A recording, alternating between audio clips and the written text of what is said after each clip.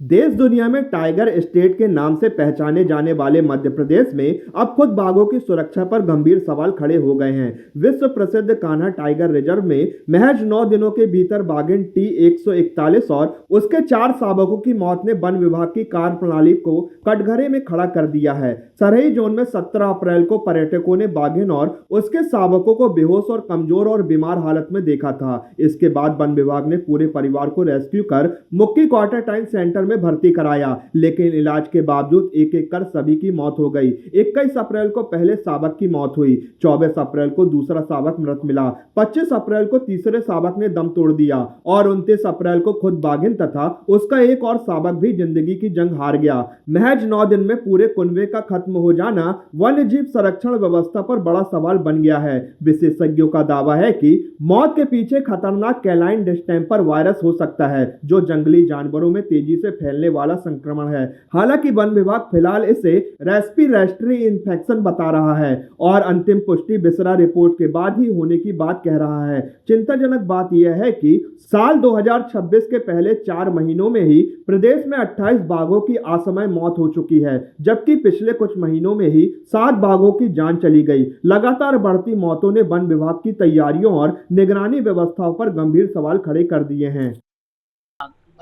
हाँ, ये canine distemper से जो हमारे यहाँ पे एक मादा और 4 शावकों की जो डेथ हुई थी, उसके बाद इनफैक्ट जब 3 बाघों का 3 शावकों का शव मिला था हमें, तब उसी टाइम से हम लोगों ने इसके ऊपर, क्योंकि हमारे पास अच्छी सुविधा है, उसमें हमने जांच करवाई थी बॉडी की, और उसमें ये अपर रेस्पिरेटरी ट्रैक्ट संक्रमण मिला था एक शावक में। जिसके बाद जब हमने 2 जो इस उम्मीद से कि ये बीमार हैं, इनकी ट्रीटमेंट कर दी जाए, उससे हमने वो दोनों मादा और उसके एक शावक जो बचा हुआ था उसको उठाया था। तो उसमें रेस्क्यू के बाद हमने उनका पूरा ब्लड सैंपल्स और सब SWFH भेजा था और रिक्वेस्ट किया था कि उन्हें कि ये पूरी की पूरी स्क्रीनिंग की जाए, और क्योंकि वो सिम्टम्स थोड़े से अपर रेस्पिरेटरी ट्रैक्ट के साथ साथ डिसोरिएंटेशन और सबके भी थे उसमें एनिमल में, तो हमने उन्हें CD और सबको स्कैन करने के लिए भी कहा था। तो स्पेशल PCR टेस्ट से उन्होंने कंफर्म किया कि इनको CD वायरस का संक्रमण हुआ है।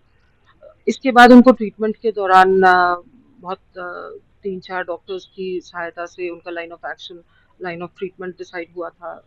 कोशिश बहुत की गई, परंतु उनको वो नहीं बच पाए। उसके बाद हमने जितने भी उस दौरान ही, बल्कि जैसे ही हमें तीसरा शावक मिला था, तभी से मेरी टीम FD की और मैं खुद, क्योंकि वहाँ पर थी इस रेस्क्यू में, हमने वहाँ पर हर पॉसिबल तरीके से इसको कंटेन करने के लिए जो भी NTCA के प्रोटोकॉल्स हैं, जो भी MOEF के प्रोटोकॉल्स हैं, हमारे डिपार्टमेंट वेटनरी डिपार्टमेंट के प्रोटोकॉल्स हैं, हमने सभी एहतियात बरत ली। और अब उम्मीद है कि उस आइसोलेशन, क्योंकि isolation is the key in this disease, तो उसकी वजह से एरिया कॉर्डन ऑफ है, आइसोलेटेड है, एनिमल्स को हमने पहले ही वहां से उठा लिया था, तो संक्रमण वहां पर फैलना उसी दिन हमने रोक दिया। तो उसके बाद जो ट्रीटमेंट्स हुई, उसके बाद जो सैनिटाइजेशन प्रोसीजर्स हुए हैं, वहाँ पर भी वाटर होल्स तक हमने उनको बंद कर दिया, उनकी विष था, उनकी पुरानी कोई भी खाई हुई चीज़ सब उठा ली है।